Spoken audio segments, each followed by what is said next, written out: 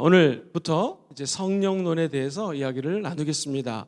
지난 첫 번째 주에는 주로 신론이라고 해서요, 하나님 아버지에 대해서 공부를 했고요. 두 번째 주에는 예수 그리스도를 기독론이라는 제목으로 같이 말씀을 나눴습니다. 이제 오늘 다니엘 21일 말씀 양육의 마지막 주가 남았는데요. 이 성령님은 어떤 분이신가, 또 성령의 존재와 그분의 명칭에 대해서 같이 공부하도록 하겠습니다. 사실 기독교 역사가 2000년이라고 한다면은요, 우리 성부 하나님, 즉 신론에 대해서는요, 엄청나게 많은 공부와 학자들이 연구를 한 것이 있어요. 그리고 기독론, 즉 예수님에 대해서도 많이 공부하고 학자들이 많이 논문도 써냈습니다. 그런데 이 유독 그동안 성부, 성자, 성령 삼위일체에 대해서 공부를 많이 했잖아요. 근데 이 성령에 대해서는요, 연구한 것이 상대적으로 하나님 아버지나 또 예수님에 비해서는 극히 작습니다. 1900년대에 들어서서 성령 하나님이 강력히 역사하시고 우리 오순절 교회가 부흥하고 성장하면서부터 요 성령에 대한 이야기들이 많이 등장하게 되었고요. 그 다음부터 학자들이 성령에 대해서 집중적으로 연구를 하게 되었습니다. 그래서 이 성령론은 최근 한 100년 동안 많은 지식이 쌓여 있습니다. 그리고 이단이 성부, 성자 가지고 얼마든지 장난을 칠 수 있는 것처럼 성령도 얼마든지 이단이 잘못 알고 있으면요, 우리의 마음과 생각을 성령이란 이름으로 잘못 틈탈 수가 있습니다. 한 예를 들면 한 이단 교회죠. 이단 교회에서 목사님이 어떻게 설교를 하냐면, 내가 보혜사 성령님은 돕는 분이라는 뜻이거든요. 헬퍼예요. 그렇기 때문에 내 목회를 돕는 자가 성령이다. 그러므로 이제 우리가 성도가 많아져 가지고 내가 다 신방을 갈 수 없으니까 보혜사 성령을 시킨다라는 거예요. 성령을 시켜서 A 성도 집에 가서 신방 가게 하고, 오늘은 인형이네 집, 내일은 민영이네 집. 같이 사는구나.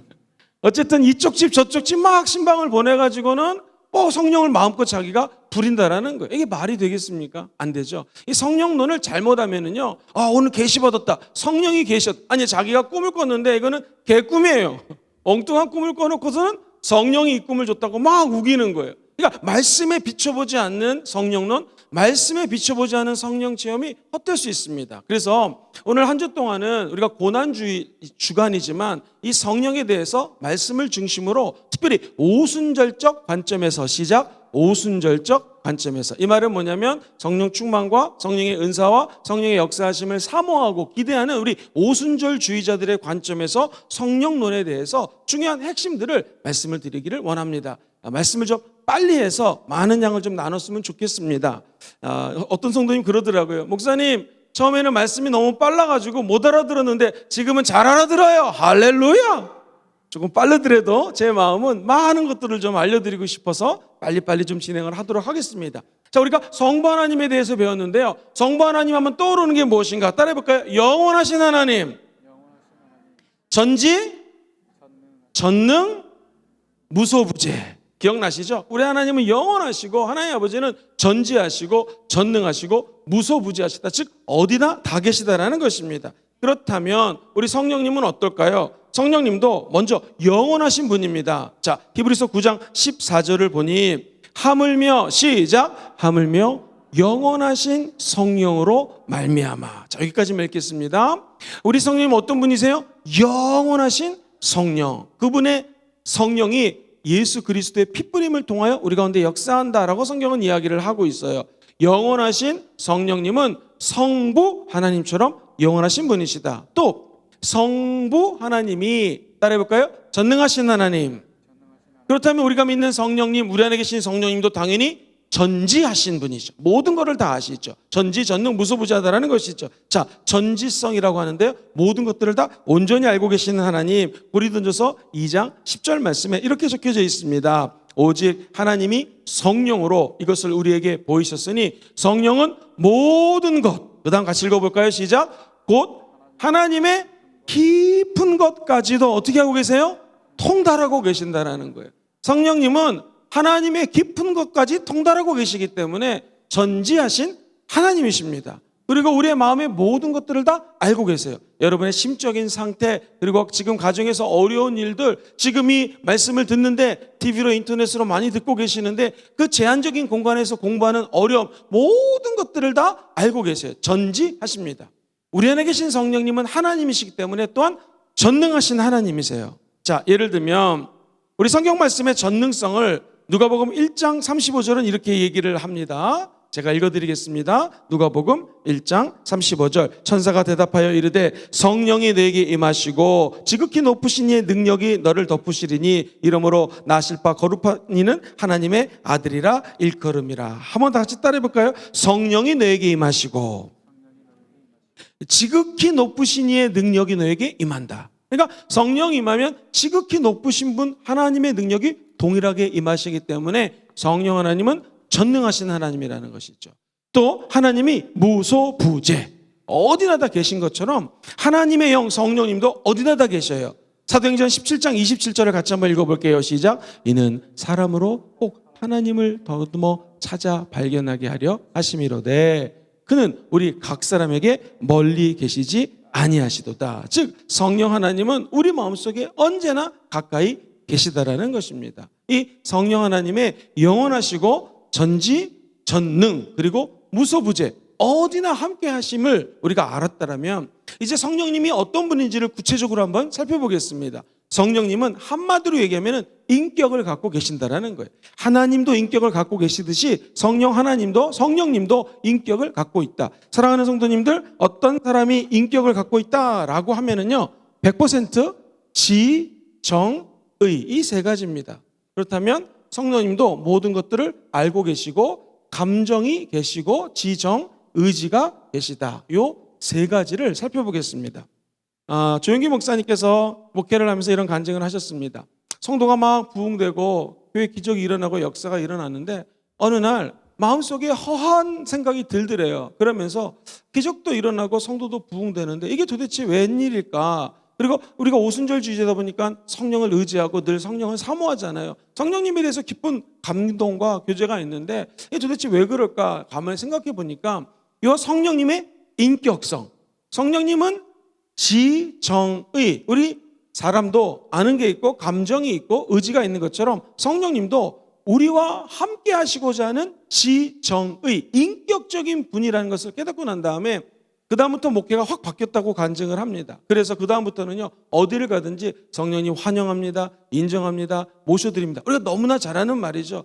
그리고 설교를 하러 가기 전에는 The Holy Ghost, let us go together. 맨날 영어 집회 많이 하셨잖아요. 성령님 저와 함께 가십시오. 그리고 설교가 끝나고 나면 성령님 대단하십니다. 성령님께서 설교하셨습니다. 강의가 끝나고 나면 성령님께서 강의하셨습니다. 이렇게 성령님을 인정하고 환영하고 모셔드렸더니 이게 자기 자신 스스로 목회할 때 다가오는 어떤 허탈감 같은 게 없어지고요. 성령이 강력히 역사하니까 몇천 명의 성도가 막 몇만 명, 몇십만 명, 그래서 오게는 거의 80명 성도까지 부흥이 됐다라고 하는 간증입니다. 목회만 그렇지 않습니다. 사업을 하시는 분들, 어떤 일을 하시든 우리 안에 계신 성령님은 인격적인 분이라는 것을 꼭 기억하셔야 돼요. 그래서 성령님을 절대로 시험 들게 하시면 안 되고 근심 갖게 하시면 안 되고요. 성령을 회방하시면 안 됩니다. 성령님을 따라해볼까요? 환영하고 인정하고 모셔드리겠습니다. 우리 예수 그리스도의 형 성령님은 먼저 지성을 갖고 계세요. 시간 관계상 우리 문제를 모든 것을 아시고 풀어주신 하나님, 로마서 8장 27절만 같이 한번 읽어볼게요. 시작. 마음을 살피시는 이가 성령의 생각을 아시나니 이는 성령이 하나님의 뜻대로 성도를 위하여 어떻게 하고 계세요? 간구하고 계세요. 하나님이 성령의 생각을 하시고 성령도 하나님의 생각을 하시고 성령 하나님은 지금 여기 계신 모든 분들의 기도 제목이 뭔지를 아신다 모르신다? 100% 아십니다. 그리고 세 가지로 응답하세요. 성령님이 말할 수 없는 한식으로 기도하실 때 처음 응답은요, 그래, 허락하마, 예스죠. 성령님은 기도 제목을 아시고 이건 아직 안 돼. 왜냐하면 우리가 아직 너무나 어리기 때문에 이건 아직 너에게 줄 수가 없어. No 하실 수가 있습니다. 마지막 세 번째는요, 조금 더 기다려라, wait 할 수가 있습니다. 근데 성령님은 어찌됐건 저와 성도들의 모든 상황을 아시고요, 마음의 깊은 것도 알고 계시고 생각도 알고 계시고 기도 제목도 알고 계시고 내일부터 일어날 일도 다 알고 계세요. 왜? 성령님은 전지전능 무소부지하신 하나님이시기 때문에. 근데 중요한 건 뭐예요? 그 하나님이 우리의 기도 제목을 아시고 따라해 볼까요? 말할 수 없는 탄식으로 기도하고 계십니다. 시작. 말할 수 없는 탄식으로 기도해 주고 계시는 거예요. 행여 우리가 다칠까 봐 말할 수 없는 탄식. 여러분, 우리 사랑하는 자녀가 아팠을 때 엄마들이 어떻게 키우는지 보셨습니까? 끙끙거리더라고요. 애가 아프니까 그냥 끙끙거리는데 숙제, 내가 아팠으면 좋겠습니다. 차라리 내가 아팠으면, 막 이런 마음으로 끙끙거려요. 그게 탄식입니다. 성령님은 우리를 사랑하시고 우리에서 중보기도 하실 때 마치 어머니가 자녀를 놓고 끙끙끙 거리듯이 탄식하는 그 마음으로 기도한다는 거예요. 그것을 영어 성경에는요, 말로 형용할 수 없는 탄식이라고 그랬어요. 즉 말로 어떻게 표현할 수 없는 간절한 마음으로 중보기도해 주시고 계신다는 것이죠. 그러므로 우리가 성령님을 진정으로 환영하고 인정하고 모셔드린다면 모든 것들을 아시고 내 기도 제목을 아시는 성령님을 의지해서 기도하시게 되기를 주의 이름으로 축원드립니다.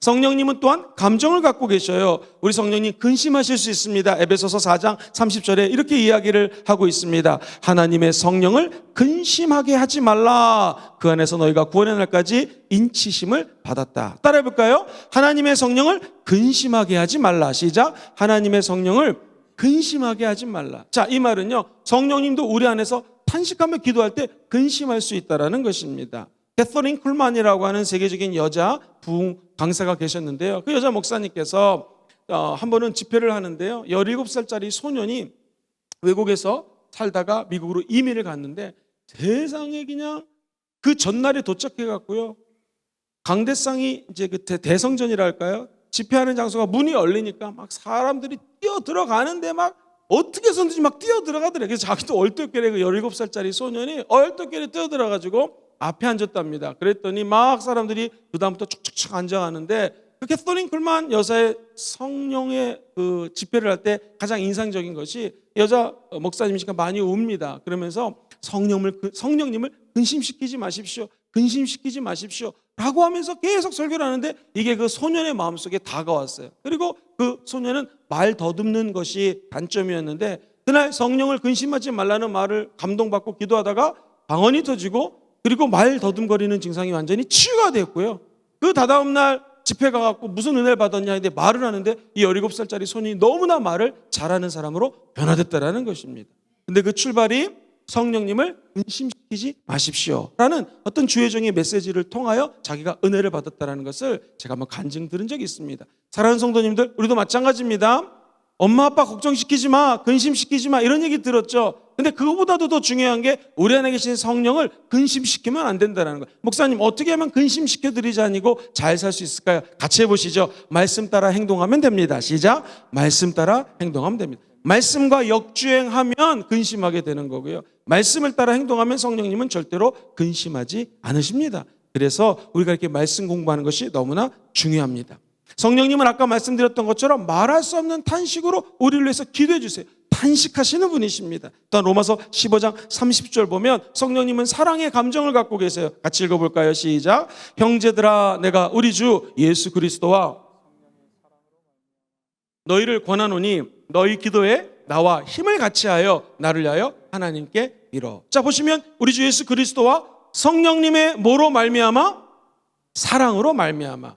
성령님은 사랑을 갖고 계세요. 온 우주를 사랑하는 마음이 계십니다. 그리고 이곳에 계신 한 분 한 분들을 사랑하는 마음이 가득 담겨져 있다는 것이죠. 이처럼 성령님은요, 근심하실 수 있고 탄식하시기도 하시고 사랑하시는 감정을 가지고 계십니다. 자, 그렇다면 성령님이 인격적이시다, 그것은 의지를 갖고 있다는 건데요, 성령님은 자신의 의지를 따라서 여기 계신 성도님들에게 성령의 의지로 은사를 나눠주십니다. 고린도전서 12장 11절 말씀 같이 한번 읽어보겠습니다. 시작. 이 모든 일은 같은 한 성령이 행하사 그의 뜻대로 각 사람에게 나누어 주시는 것이다. 모든 일은 한 성령이 행하시고요, 성령의 은사도 성령의 뜻에 따라 한 사람 한 사람들에게 나눠준다는 것입니다. 예를 들면 어떤 사람은 문제가 터졌을 때 리더십의 은사가 있으면 조직적으로 착착착 모든 것들을 해결하고요, 어떤 사람이 만약에 리더십이 없더라도요, 그 사람이 당황할 때 위로의 은사를 받은 사람, 권면하고 위로해 줄 수 있는 분은요,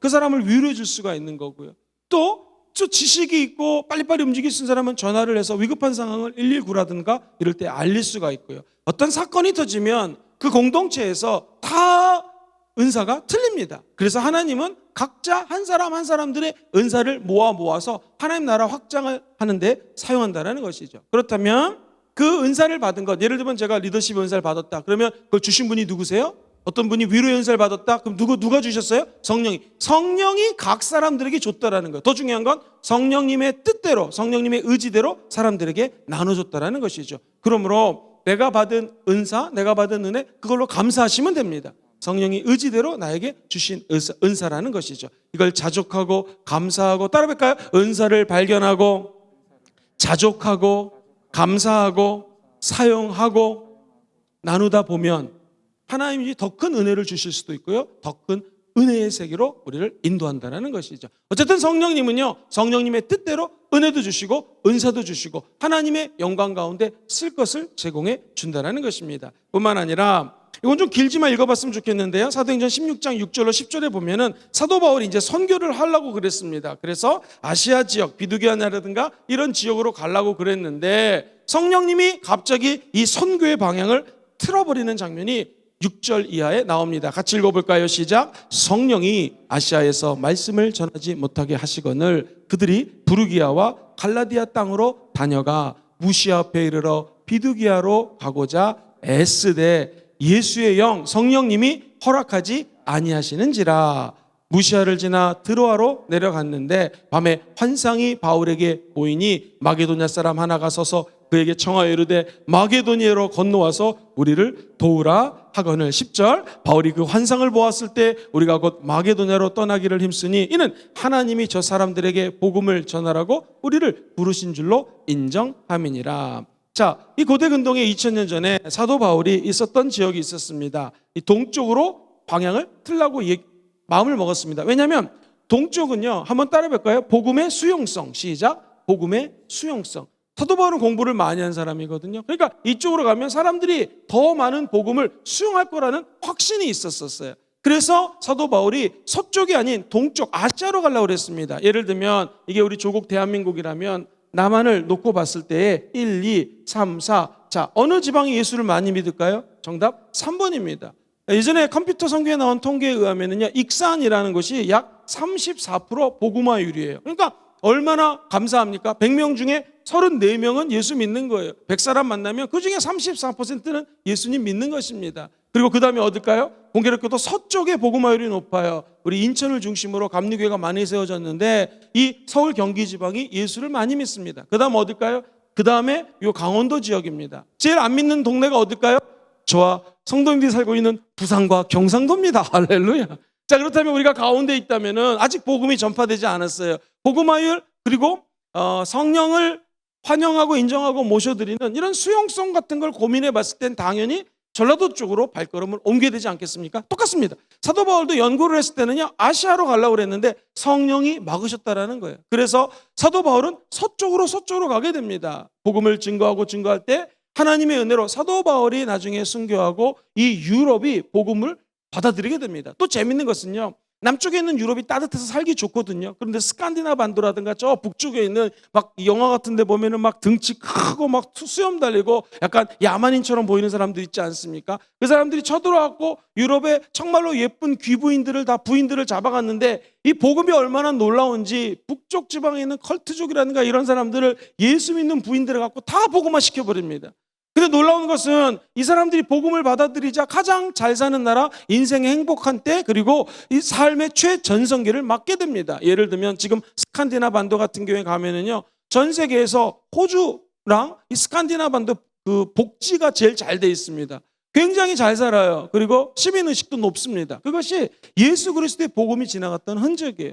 우리 생각에는 오른쪽으로 가야 되는데 성령님이 왼쪽으로 방향을 트시더니만 결국에는 프랑스가 잘 나갈 때 예수 제일 열심히 믿었을 때, 독일이 잘 나갔을 때 예수 제일 열심히 믿었어요. 스페인 마찬가지였고요. 그 다음에 이 섬나라 영국을 복음화 시킵니다. 그리고 나서 영국이 퓨리탄이라고 하죠. 청교도들이 야, 이대로 예수 믿을 수 없다, 타락해가고 있다. 그래서 결정한 것이 우리가 잘 아는 메이플라워라고 하는 배를 타고 서쪽으로 돌아가고 도착한 곳이 바로 우리가 잘 아는 미국 아니겠습니까? 예를 들면 여기가 미국이 된다고 하면 이렇게 북미가 있고 남미가 있다라면 사람들이 밑에 있는 곳은요, 다 남미는요 골드를 찾으러 갔습니다. 그러나 이 청교도들은 북미에 뭘 찾으러 갔습니까? God, 하나님 찾으러 갔어요. 결과는 어떻습니까? 북미와 남미가 아주 다르게 경제라든가 문화라든가 정치가 발전된 것을 보게 됩니다. 그 이유는 바로 뭐예요? 하나님을 찾았더니 너는 먼저 그의 나라와 그의 의를 구하라, 모든 것들을 더하시는 하나님의 은혜가 여기 가운데 있다라는 것이죠. 그리고 지금 미국이 전 세계에서 맏형 노릇 그리고 경찰 국가 역할을 감당하는 이유는 뭡니까? 전 세계에서 현재 가장 많은 선교사를 파송한 나라가 싫든 좋든 미국입니다. 그리고 인구 비율로 봤을 땐 그 다음에 대한민국이 가장 많은 선교사를 파송하고 있습니다. 우리나라가 여기 우리 어르신들도 많이 계시는데 우리 사랑하는 원로 장로님 여쭤보십시오. 옛날에 얼마나 가난했는지. 정말 가난했습니다. 그런데 하나님의 은혜로 지금 청년들 만나보십시오. 옛날 우리 사랑하는 원로 장로님 시대랑 청년들의 시대는 너무나 틀립니다. 제가 어렸을 때는요, 나이를 많이 먹지 않았지만 가장 아프고 힘들고 어려울 때 어머님이 사주시는 음식이 짜장면이었습니다. 그때는요, 아파야지만 짜장면을 시켜서 배달을 해주셨습니다. 제 기억에 25원, 250원쯤 됐던 거 기억도 나고요. 한 번 150원도 기억이 났던 것 같습니다. 그렇게 귀했던 짜장면 요즘 아들에게 시켜주면 아빠 탕수육 왜 안 시켜줘? 막 이렇게 나옵니다. 그때는 탕수육을 못 꿈을 꿨는데 지금은 시대가 바뀌었다는 것이죠. 그게 왜 그럴까요? 다른 많은 이유가 있겠지만 저는 확신합니다. 지금 우리 대한민국에 하나님의 은혜의 복음이 들어와 있기 때문에 그렇습니다. 재밌는 것은요, 우리 대한민국을 쭉 따라가면 큰 나라 하나 만나는데 이 남쪽에 호주라고 하는 나라예요. 물론 뉴질랜드도 있지만 오세아니아 지역에 가면은요, 놀랍게도 퉁가라든가 피지라든가 이런 여기 섬들이 있어요. 환태평양 지역에. 이쪽에 가면은요, 예수 열심히 사람 참 많습니다. 그리고 1960년대, 70년대에 들어보니 목사님들이 설교할 때 사람들이 무슨 내용인가 듣기 위해서 담 넘어서 막 듣고요. 밤 넘다가 다리가 부러졌는데 목사님이 기도하니까 낫고요. 방언이 터지고요. 그래가지고 나온 분이 제 기억에 목사님이 됐는데 피지에서 제일 큰 교회 칼버리 채플인데요. 제가 직접 예배를 드려봤거든요. 세상에 10,000명이 모이는데요.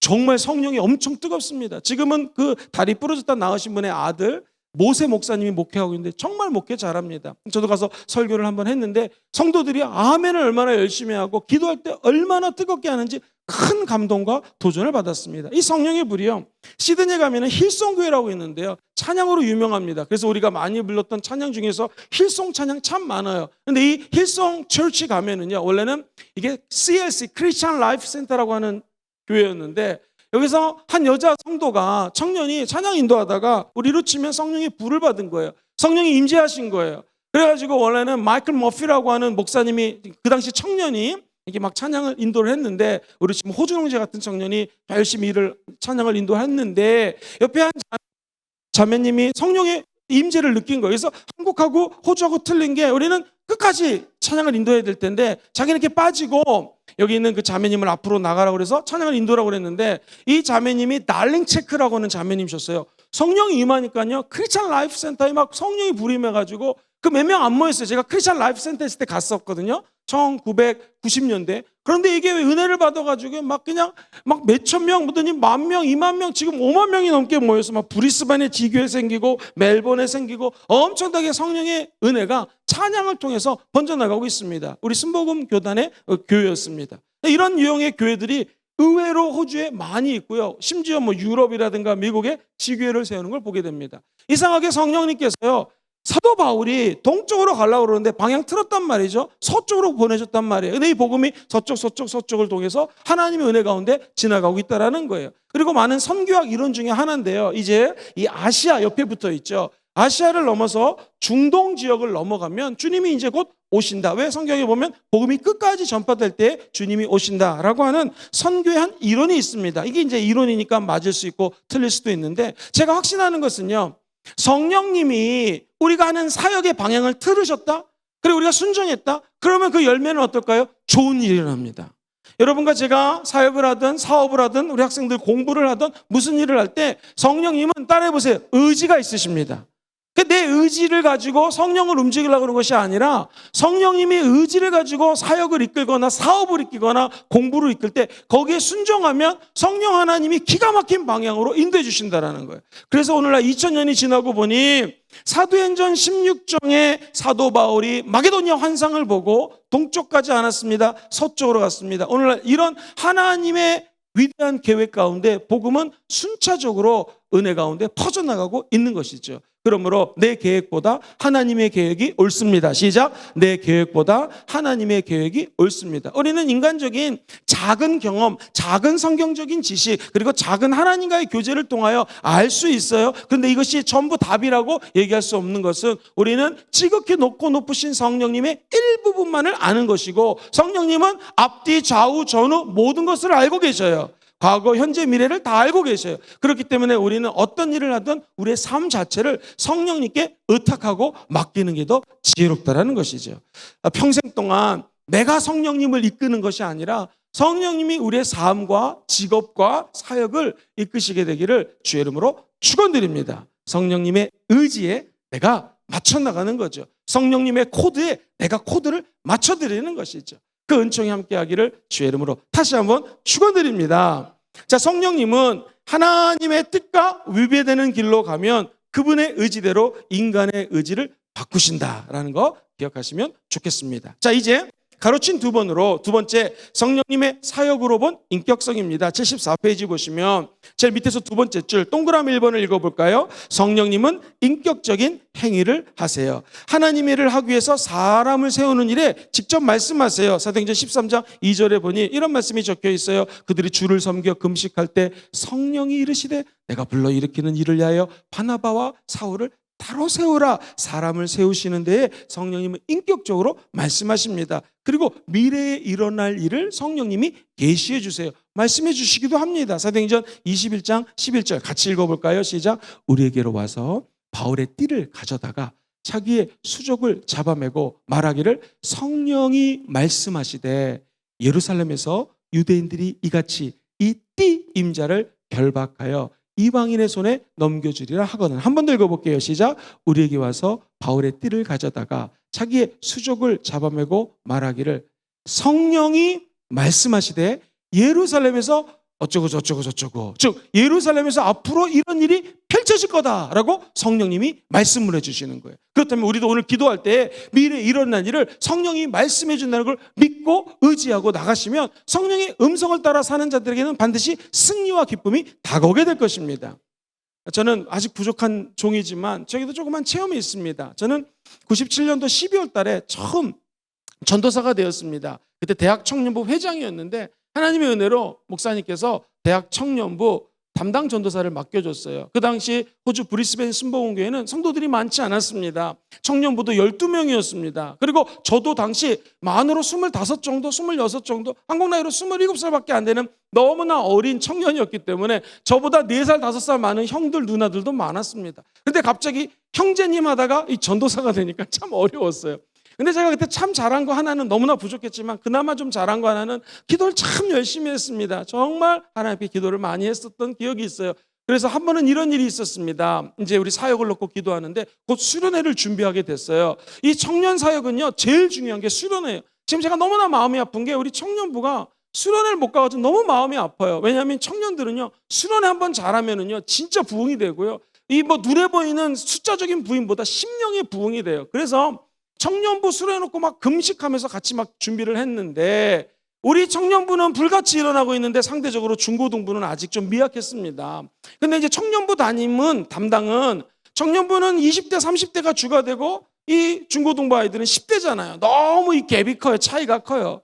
그래가지고 중고등부는 같이 가고 싶어 하는데 같이 가면 은혜를 못 받으니까 청년부만 데리고 가려고 막 하나님께 기도를 하는데, 기도하면 기도할 때마다 성령님이 마음속에 음성을 들려주시기를 너가 잘못 생각했다, 함께 해야 된다. 그리고 중고등부의 아이들에 맞춰서 오히려 프로그램을 짜줘야 되고, 청년 은혜 받는 것보다 중고등부 은혜를 받을 수 있도록 네가 더 배려해주고 도와줘야 된다. 자꾸 이런 마음을 주셔가지고 기도하다가 순종하고 중고등부도 함께 수련회를 갔습니다. 그리고 프로그램도 중고등부 아이들을 위해서 많이 짰습니다. 모든 거 다 양보하고 중고등부와 청년부가 연합 수련회를 갔어요. 근데 이게 웬일입니까? 그날 중고등부 아이 중에 한 자매가 귀신 들린 현상이 나타났고요. 결국 저하고 몇몇 분들이 간절히 기도해서 하나님의 은혜로 정말 드라마틱하게 귀신이 떠나가고요. 여기 있는 청년들과 이 중고등부 아이들에게 성령이 강림을 하신 거예요. 그래가지고 그날 밤새도록 기도해서 그 귀신 쫓아내고 아침에 예배를 드리는데 그 젊은 청년들과 중고등부 아이들이요, 하나님의 임재를 체험하고요. 그 예수를 그렇게 핍박했던 자들이 변하고요. 그 지금 탤런트하고 있는 형제가 있는데 그 형제 너무 잘생겼는데 맨날 그랬거든요. 아, 우리 교회 전도 너무 열심히 해. 걔 한국말 잘 못했어요. 걔가 이민교회에서 막 이러던 애가 성령 받고 나니까 그 다음부터 전도 나가는데요, 얘가 그냥 전도 나가면 그냥 자매들이 그렇게 많이 따라와요. 할렐루야. 이 탤런트 잘생겼거든요.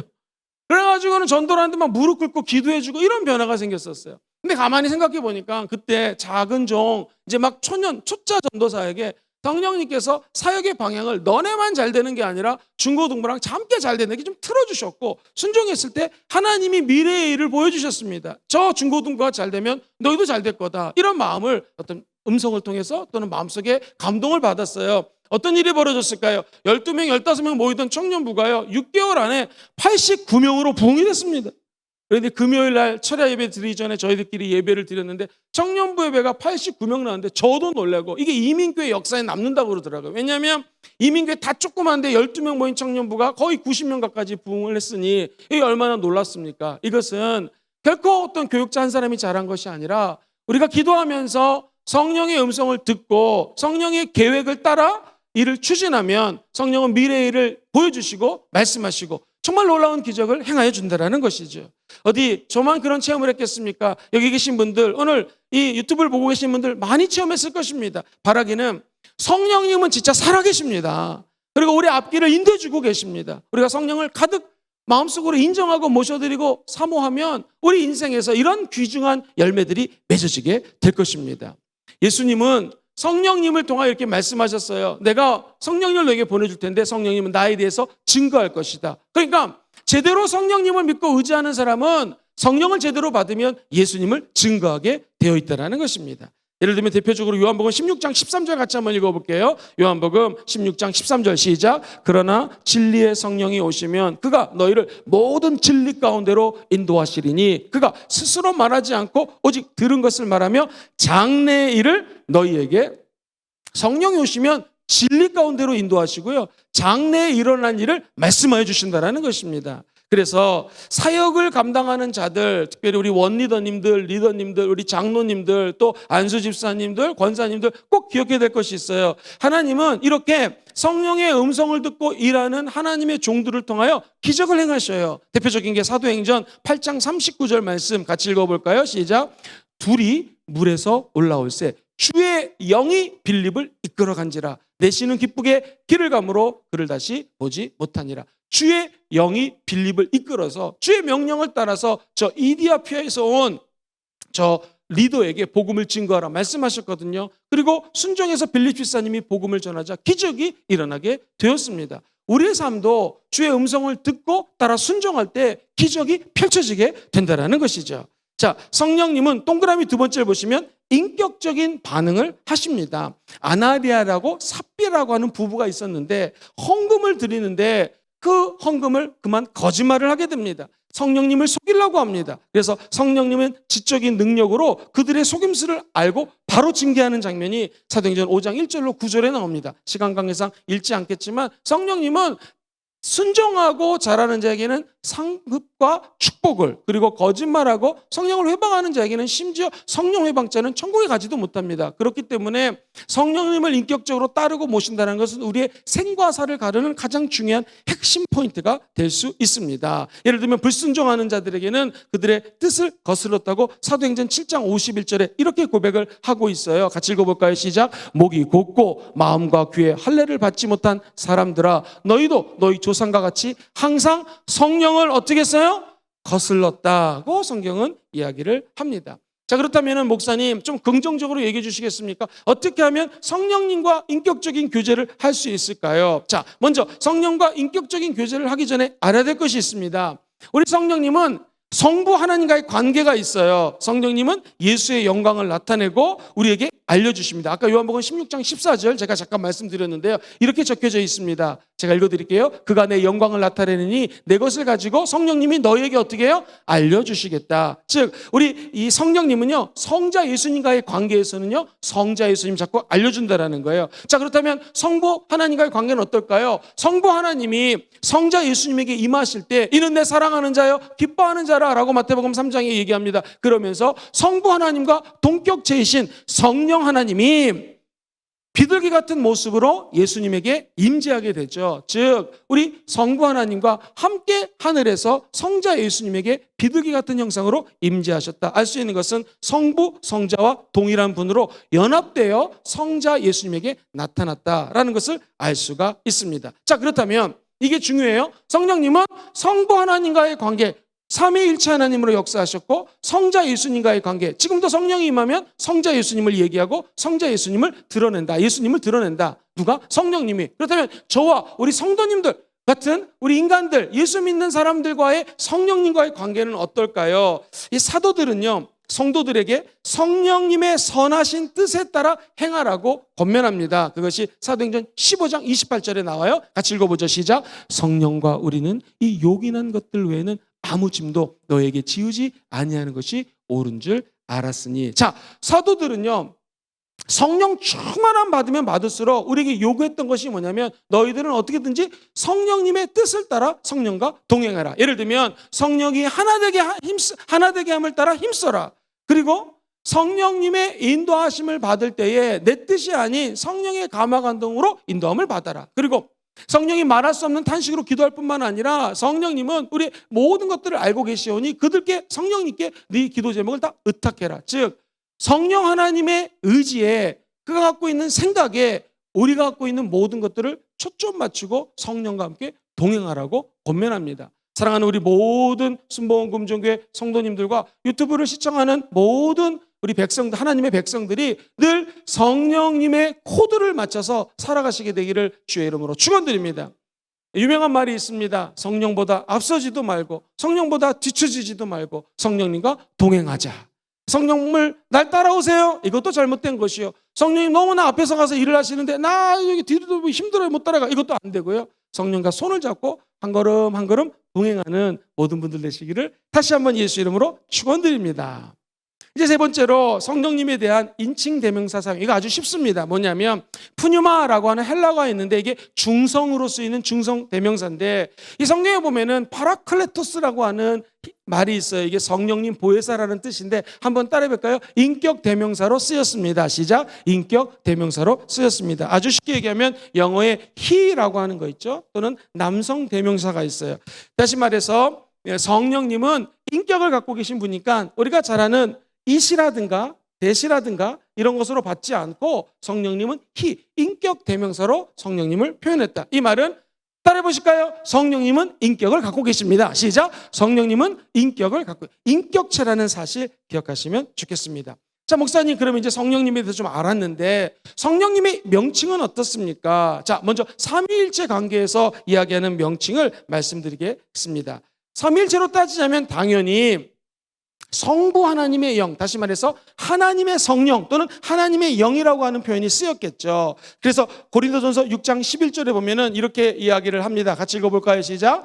너희 중에 이와 같은 자들이 있더니 주 예수 그리스도의 이름과 우리 하나님의 성령 안에서 씻음과 거룩함과 의롭다 하심을 받았느니라. 하나님의 성령 안에서. 시작. 하나님의 성령 안에서. 그래서 성령 하나님은 하나님의 영 또는 하나님의 성령, Spirit of God, 하나님의 영 또는 하나님의 거룩한 영, 이런 식으로 성경은 표현합니다. 다시 말해서 하나님의 성령이다. 자, 두 번째로 그리스도의 영이다. 시작. 그리스도의 영이다. 고린도전서 12장 3절만 먼저 같이 읽어보겠습니다. 시작. 그러므로 내가 너희에게 알리노니 하나님의 영으로 말하는 자는 누구든지 예수를 저주할 자라 하지 아니하고 또 성령으로 아니하고는 누구든지 예수를 주라고 시인할 수 있다 없다? 없어요. 즉 성령님만 예수를 구세주로 시인할 수 있게 만든다. 그래서 요한복음 15장 26절에는 그리스도의 영에 대해서 이렇게 언급을 합니다. 시작. 내가 아버지께로부터 너희에게 보낼 누구? 보혜사. 곧 아버지께로부터 나오시는 진리의 성령이 올 때 그가 나를 증언할 것이죠. 가만히 보면 첫 번째 줄에 뭐라고 적혀있어요? 내가 아버지께로부터 너희에게 보낼 성령, 그리스도의 영이라는 것이죠. 성경에 보면은 요한복음 14장 또 각종 말씀 속에서 그리스도의 영, Spirit of Christ 그런 단어들이 많이 쓰여요. 즉 예수 그리스도의 성령 하나님이 우리 가운데 역사하신다. 쉽게 얘기하면은 성령님은 성부 하나님과 성자 예수님과 함께 하나가 되어서 삼위일체로 사역하시기 때문에 하나님의 영, 예수님의 영이라고 명칭을 이야기합니다. 자, 뿐만 아니라 성령님은 속성을 갖고 계세요. 한번 따라해볼까요? 영광의 영. 시작. 영광의 영. 대표적인 게 베드로전서 4장 14절인데요. 시작. 너희가 그리스도의 이름으로 치욕을 당하면 복이 있는 자로다. 영광의 영. 곧 무슨 영? 하나님의 영이 너희께 임한다. 영광의 영이 뭐예요? 성령님이라는 것이죠. 그래서 성령님을 하면 저는 제일 기뻐하는 말이 성령님은 영광의 영이라는 거예요. 성령을 찬양하고 성령을 높이면 하나님의 영광이 우리 가운데 임하게 되고요. 우리도 그 영광을 체득하고 삶으로 누릴 수 있다는 것이죠. 또한 성령님은 거룩할 성자를 써서 성령이기 때문에 성결의 영이에요. 다르게 얘기하면 거룩한 영이에요. 그래서 로마서 1장 4절에 보면 이렇게 표현을 하죠. 성결의 영으로는, 그죠? 성결의 영. 또한 에베소서 5장 18절에는 이렇게 얘기합니다. 시작. 술 취하지 말라. 이는 방탕한 것이니 오직 성령으로 충만함을 받으라. 술 먹는 거랑 비교를 했단 말이에요. 술을 먹으면 사람들이 말이 많아지고요. 막 아무 데나 가서 잠을 자는 사람도 있고요. 술을 먹으면 세상에 돈을 안 내던 그런 짠돌이나 구두쇠 같은 사람도 술 취하면 지갑을 열어서 돈을 낸다고 합니다. 술 취하면은요, 그리고 노래를 막 많이 부릅니다. 똑같다고 합니다. 이 성령 충만하면 말이 많아져요. 술 취해서 말하는 건 횡설수설이지만 우리가 성령 충만해서 말 많이 하면 예수님 말 많이 하게 되는 줄 믿습니다. 술 취하면 노래를 많이 부르는 것처럼 우리는 찬양을 많이 하게 됩니다. 술 취하면 막 길에서 막 자지만 우리는 성령 충만하면 교회 와서 철회 예배 드립니다. 할렐루야. 예수 믿지 않기 전에는 지갑을 안 열었는데 성령 충만하면 아픈 사람, 힘든 사람을 위해서 지갑을 열 수 있는 은혜가 임하게 된다는 것이죠. 자, 술 취한 것은 너는 이것을 방탕으로 인도하니 너는 술 취하지 말라. 오직 너희들은 뭘로 충만하라? 성령의 충만함을 받으라. 한번 따라해볼까요? 성령의 충만함을 받으라. 술 취하면 방탕으로 이끌지만 거꾸로 얘기하면 성령 충만하면 우리를 거룩함으로 인도한다는 거예요. 영어성에는 be filled with the Holy Spirit이라고 적혀져 있는데 오직 너희는 성령의 충만함을 받으라라는 것은요. 이 헬라어 원어로 보면 시제가 세 가지예요. 한번 따라해 그 문법적인 구성적인 요소가 세 가지예요. 쉽게 얘기하면 따라해 볼까요? 명령형. 그러니까 성령의 충만함 받으라. 이건 명령이에요. 우리가 청유형이라고 들어봤죠. 청유형. 정현자매님 좀 오늘 성령 충만 좀 받아주시겠어요? 이거 아니라는 거죠. 성령의 충만을 받으라. 명령형입니다. 또 한 가지요. 성령의 충만함을 받으라는 것은요. 한번 따라해볼까요? 수동형. 성령 충만은 내가 막 쥐어짠다고 임하는 것이 아니라 하늘문이 열리고 성령이 부어주어야지 성령 충만함을 받는 것입니다. 우리는 그저 인간이기 때문에 할 수 있는 말이 성령님 부족합니다. 연약합니다. 나를 좀 사용하여 주시고 나를 좀 성령 충만케 해주세요 라고 이야기할 뿐이지 이 성령 부어주시는 건 누구예요? 성령 하나님이 마음껏 주관을 가지고 능동적으로 부어주셔야지 우리 연약한 인간이 수동적으로 성령 충만을 받을 수 있다는 거예요. 다시 말하면 이 성령 충만 받는 것은요 겸손한 자에게 임한다는 것입니다. 내가 막 성령 충만하다고 어깨를 높이 들고 고개를 쳐들고 우리는 행동할 수가 없어요. 성령 충만한 것은 수동형이기 때문에 겸손한 자에게 임한다는 것 꼭 잊지 않게 되기를 주의 이름으로 축원드립니다. 무엇보다 중요한 것이 성령의 충만함을 받으라. 이 말은 따라해보세요. 현재형. 이 성령 충만함 받는 건 현재가 중요합니다. 목사님, 저 옛날에 기도 많이 한 사람이 이게 뭔 소용이 있겠습니까? 저도 아까 예전에 내가 전도사 때 기도 많이 했습니다. 금식 많이 했습니다. 이게 뭔 소용이 있겠습니까? 옛날에 많이 한 거 소용없습니다. 내가 옛날에 사역을 위해서 엄청나게 했었습니다. 옛날에 사역한 거 그거 중요하지 않습니다. 중요한 건 지금 성령 충만해야 됩니다. 지금 기도해야 되고요. 지금 하나님께 나아가 아뢰야 되고요. 지금 금식해야 되고 지금 뭐 사역 열심히 해야 되고 이게 중요한 거 아니겠습니까? 더 무서운 건 뭡니까? 목사님, 저 내일부터 할 거예요. 저 2022년부터 할 거예요. 올해는 시험 공부하느라고 바빠요. 올해는 이거 사업을 좀 하고 할 거예요. 그거 소용이 없습니다. 성령 충만하면 지금 받으셔야 돼요. 2021년 요 말씀 양육하는 이 시간 성령 충만 받게 되기를 주의 이름으로 축원드립니다. 성령 충만을 받으라. 이 말은 거룩으로 인도하는 하나님의 메시지인데요. 이 거룩의 영으로 하나님과 하나 되기 원하시는 분들은 아멘 해볼까요? 그 말 이건 명령형입니다. 이거 청유형 아니고요. 하나님의 명령이기 때문에 다 성령 충만 받으셔야 됩니다. 그래야지 성령 충만하여 사람과 하나님께 칭찬받을 수 있는 것이죠. 그리고 지금 이 자리에서 오늘 이 순간에 받게 되기를 주의 이름으로 축원드립니다. 우리는 수동적으로 낮고 낮은 마음으로 성령님 인정하고 모셔드리고 환영하오니 나 같은 죄인에게 성령님 좀 부어주세요 라는 자세로 기도할 때 오늘 성령님이 임재해 주실 줄 믿습니다. 그러면 내 힘으로 거룩해질 수 없지만 성령은 우리를 거룩한 곳으로 인도해 준다라는 것이죠. 사랑하는 성도님들, 성경은 이렇게 얘기합니다. 말씀과 기도로 거룩해집니다. 시작. 말씀과 기도로 거룩해집니다. 말씀의 저자가 누굽니까? 성령 하나님이십니다. 여러분, 기도를 주관하시고 기도를 인도하시는 분이 누구십니까? 성령님이십니다. 그러므로 성령 안에 들어가면 우리가 거룩해질 수 있다는 것입니다. 자, 이제 성령님은 사역을 하세요. 성령님이 일을 하고 계세요. 그랬을 때 그 일과 관련된 명칭이 있습니다. 생명의 영이라고 이야기합니다. 같이 읽어볼까요? 시작. 생명의 영. 로마서 8장 2절 대표적인 말씀이에요. 같이 읽어볼게요. 시작. 이는 그리스도 예수 안에 있는 죄와 사망의 법에서 너를 해방하였으니라. 예수 그리스도 안에 가면 뭐가 좋냐면 예수님 안에서 생명의 성령의 법이 있다는 거예요. The law of the spirit of life라고 되어 있는데요. law는 법이란 뜻이거든요. 그런데 성령의 법은 이 마귀가요, 우리를 틈타는 법이 두 가지가 있거든요. 첫 번째, 너 죄 졌지? 너 가서는 안 될 것 같잖아. 봐서는 안 될 거 동영상 봤잖아. 이게 죄의 법이거든요. 이 죄로 따지면 자유로울 사람이 하나도 없어요. 이 법으로 따지면 그냥 죄를 가지고 우리를 올가매는 거예요. 또 하나, 사망의 법이 있거든요. 또 죽이겠다라는 거예요. 제일 무서운 게 사람들이 죽음 아니겠습니까? 그래서 마귀는 항상 죽음, 사망, 욕심이 잉태한 즉 죄를 낳고 죄가 장성하면 사망을 낳는다. 이게 마귀의 법이거든요. 그리고 우리 마음속에 늘 죄와 이 사망의 법 때문에 답답하고 때로는 잠도 못 이루고 고민하는 것입니다. 그런데 이것을, 이 법을 깰 수 있는 유일한 능력이 있는데 그것이 바로 생명의 성령의 법. 시작. 생명의 성령의 법이에요. 생명력을 주는 법이 있다는 거죠. 이 생명의 영이 바로 저 여러분들이 모시고 사는 성령님이십니다. 성령과 함께하면 사망의 법, 죄의 법을 이길 수 있는 능력을 허락하여 주신다는 것이죠.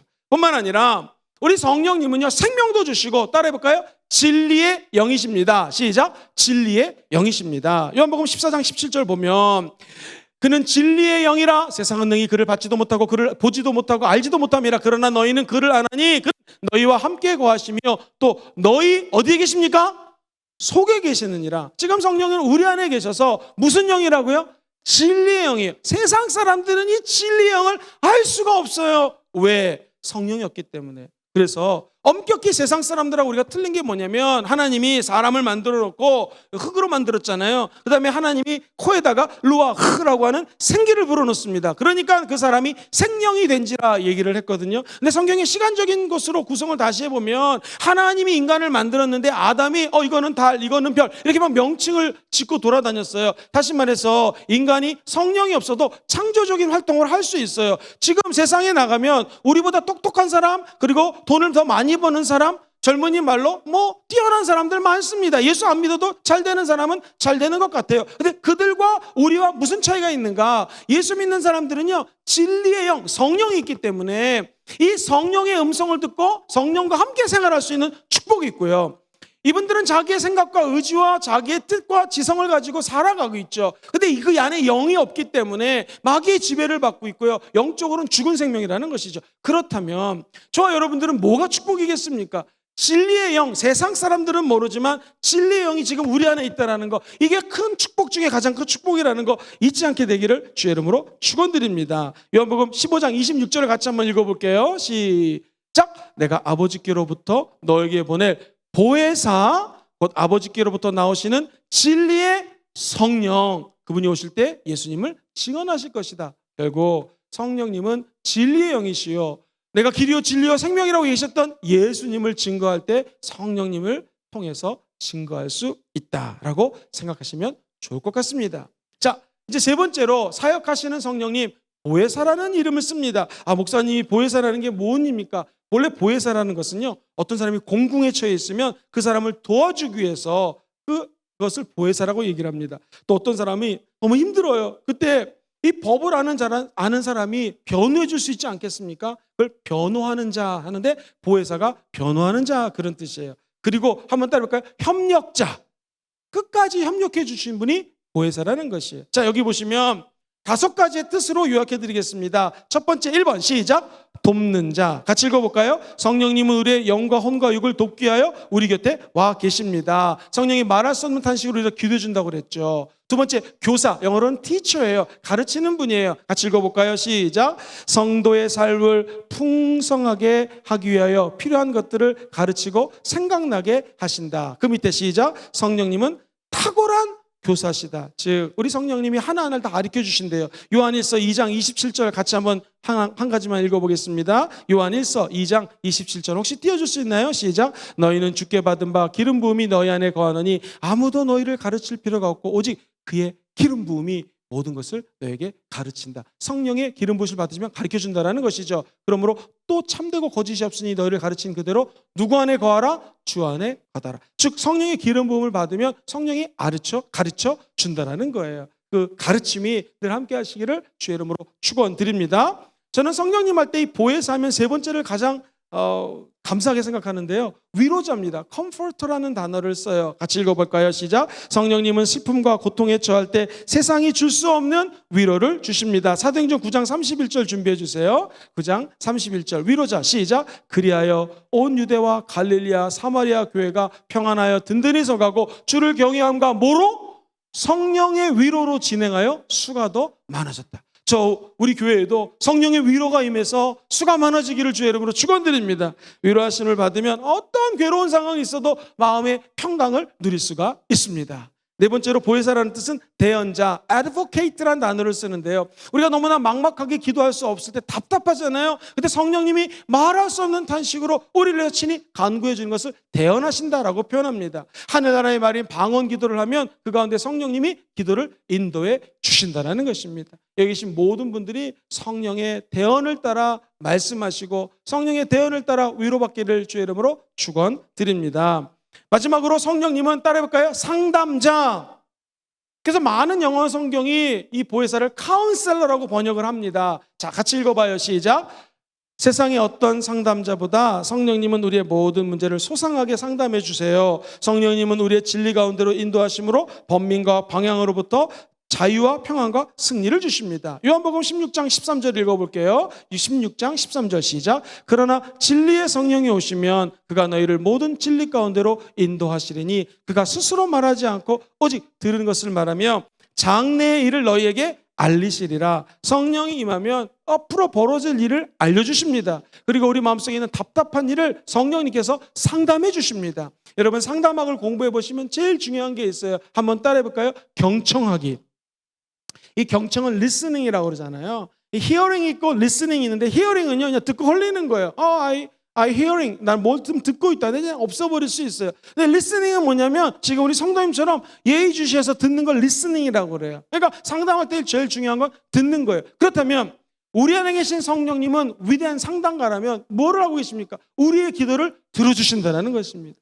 또한 상담자는 만약에 이게 기독교 상담이라면 말씀을 중심으로 여러 가지 내면적인 상담 그리고 상담을 공부할 때 심리학을 공부하거든요. 사이콜로지를 통한 어떻게 하면 도움을 줄 수 있을까를 연구해서 이분을 올바른 길로 인도하듯이 성령님은 하나님의 지식, 인간이 생각할 수 없는 탁월한 지성과 인격과 사랑을 통하여 저와 여러분들을 올바른 의의 길로 인도해 주시는 좋은 분이 성령님인 줄 믿습니다. 이분을 우리는 따라해볼까요? 보혜사 성령님 이라고 말씀을 합니다. 한 주 동안에 우리 보혜사 성령님의 놀라운 은혜와 축복이 우리 삶 가운데 함께하기를 주의 이름으로 축원드립니다.